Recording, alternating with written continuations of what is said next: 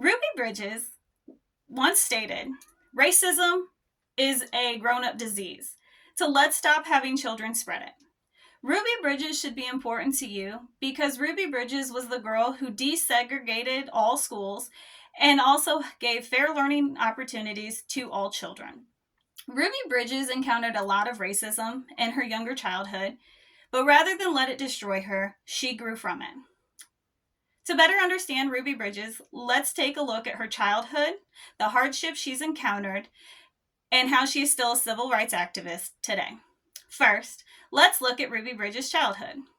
Ruby Bridges was born September 8, 1954, in Mississippi to Lucille and Abden Bridges, who were sharecrop farmers who were very poor and just trying to make ends meet. Ruby Bridges' parents decided that they were going to move to New Orleans for better opportunities for jobs and education purposes. Brown versus Board 1954, 2025 states that the Brown versus Board education stated that segregation of schools was unconstitutional and against our 14th Amendment. Many schools in the South still decided that they did not want to segregate their schools. They wanted to stay separated.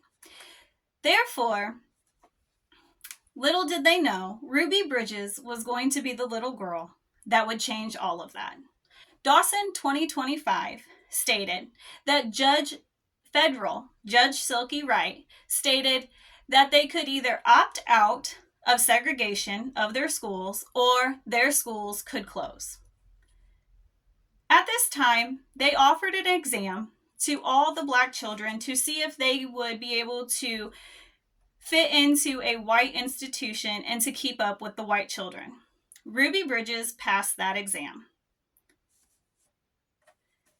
And so did a few others. But Ruby Bridges was the only girl to accept the offer for William Franks Elementary School. Next, let's look at the hardships that Ruby Bridges encountered. On Ruby's first day of school, she was escorted by 4 U.S. Marshals. These 4 U.S. Marshals told her to stay between them and to keep her eyes forward. Ruby Bridges was scared. There were lines of white protesters yelling hateful racial slurs to her, but she continued forward. Ruby Bridges spent her first day in the principal's office because all the other parents had taken their children out of the school due to Ruby Bridges' presence.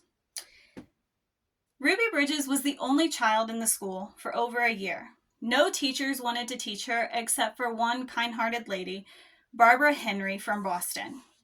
She taught Ruby every day what she needed to learn.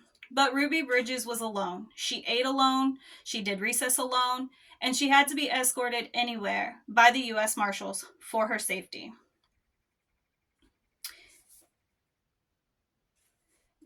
Dung Num 2025 stated that Ruby Bridges showed strength and courage and grew very much attention to how she was so brave during this time. That it grew the attention of Norman Rockwell, who was a painter. He painted a historical picture of Ruby and the U.S. Marshals. He stated, "The world we live in," which was a painting of the brave girl being walked between 4 U.S. Marshals.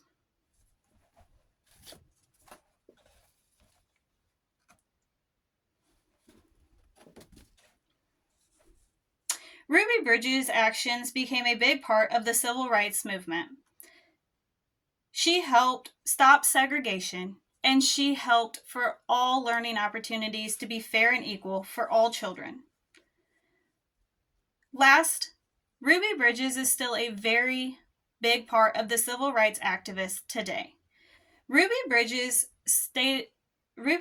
traveled the country and told many children about what she encountered as a child herself, telling them about her past and how she did not let it destroy her. Ruby Bridges is also a liaison at the Franks Elementary School for children like herself.